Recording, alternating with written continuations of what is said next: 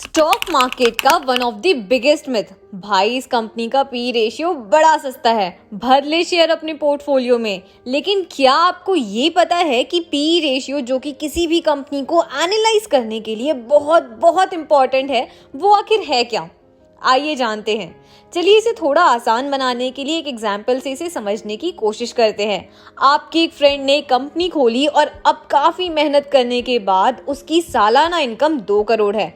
आपको लगा ये तो बड़ा अच्छा धंधा है, आपने उसको 4 करोड़ ऑफर किए कि भाई तेरी कंपनी मुझे बेच दे।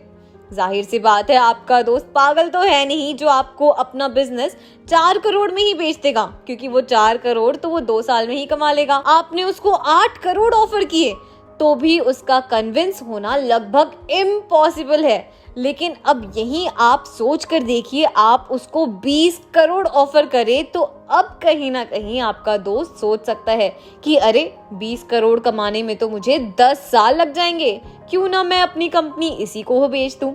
अब अगर 20 करोड़ जो प्राइस आपने पे किया है उसे 2 करोड़ जो कि अर्निंग है उसकी कंपनी की, उससे डिवाइड करें तो आएगा 10।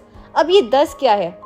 10 गुना ज्यादा आप उस कंपनी को खरीदने के लिए पे कर रहे हैं और ये 10 ही है आपका P ratio.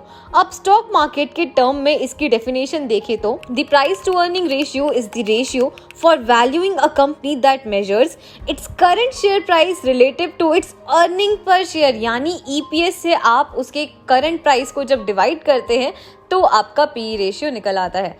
For example HDFC का करंट प्राइस 1630 है और वहीं उसका EPS 75.2 है। अब इसके पी रेशियो हम कैसे निकालेंगे? चलिए 10 सेकेंड है आपके पास, फिर उसके बाद हम आपको आंसर बताएंगे।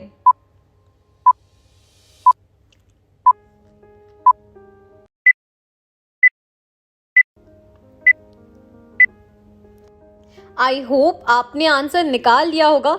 देखिए बड़ा ही आसान था। पहले आपने अगर आंसर निकाल लिया है तो प्लीज़ जल्दी से कमेंट बॉक्स में बताइए कि आपका आंसर कितना आ रहा है। अब जिन्होंने नहीं निकाल पाया कोई बात नहीं, बहुत ही इजी से स्टेप है।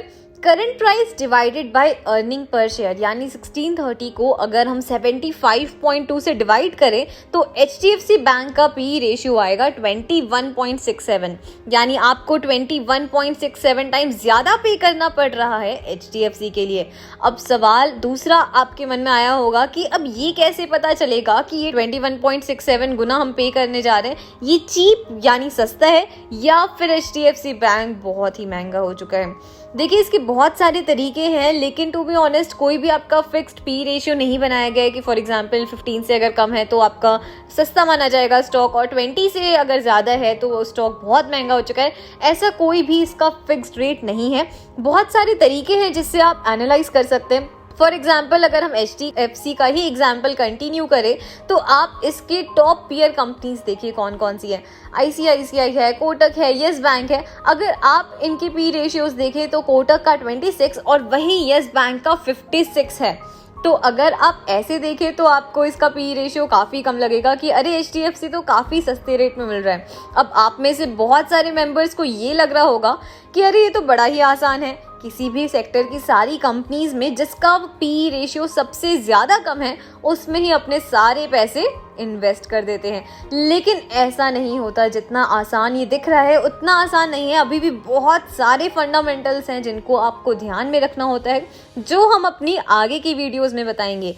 अगर आपकी डिमांड कमेंट बॉक्स में आई तो आप अपने डाउट्स भी हमसे कमेंट बॉक्स में पूछ सकते हैं। हमारा आपसे ये वादा है कि हम आपके हर सवाल का जवाब ज़रूर देंगे।